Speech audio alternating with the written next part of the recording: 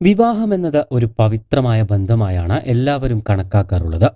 വിവാഹിതരാവുന്നതോടുകൂടി വധൂവരന്മാർ ഒരു പുതിയ ജീവിതത്തിലേക്ക് കാലെടുത്തു വയ്ക്കുകയാണ്. വിവാഹ ദിവസം എന്ന് പറയുന്നതും എല്ലാവർക്കും സന്തോഷം നൽകുന്ന നിമിഷങ്ങളാണ് സമ്മാനിക്കാറുള്ളത്. എന്നാൽ കഴിഞ്ഞ ദിവസം സോഷ്യൽ മീഡിയയിൽ വൈറലായത് ഒരു ഞെട്ടിക്കുന്ന വാർത്തയായിരുന്നു.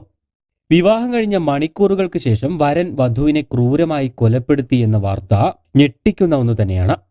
ഗുരുതരമായ പരിക്കുകളോടെ വരനും തീവ്രപരിചരണ വിഭാഗത്തിൽ ചികിത്സയിലാണിപ്പോൾ.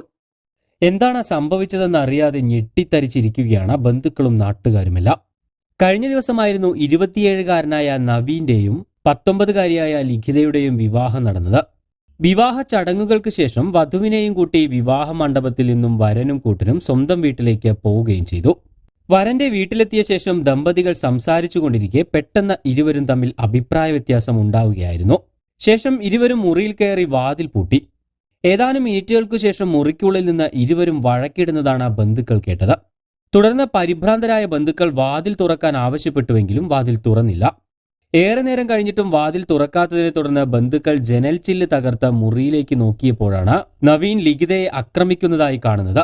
തുടർന്ന് ബന്ധുക്കൾ ഏറെ നേരം പണിപ്പെട്ട വാതിൽ ചവിട്ടിപ്പൊളിച്ച് അകത്ത് കടന്നപ്പോൾ രക്തത്തിൽ കുളിച്ചു കിടക്കുന്ന നവവധുവിനെയാണ് കണ്ടത്. തുടർന്ന് ഇരുവരെയും ഉടൻ തന്നെ ആശുപത്രിയിൽ എത്തിച്ചുവെങ്കിലും വഴിമധ്യേ ലിഖിതയ്ക്ക് മരണം സംഭവിക്കുകയായിരുന്നു. നവീൻ തീവ്രപരിചരണ വിഭാഗത്തിൽ ചികിത്സയിലാണെന്ന് പോലീസ് അറിയിച്ചിട്ടുണ്ട്. എന്നാൽ ഇരുവരും തമ്മിലുള്ള പ്രശ്നം എന്താണെന്ന് ഇതുവരെയും കണ്ടെത്താനായിട്ടില്ല.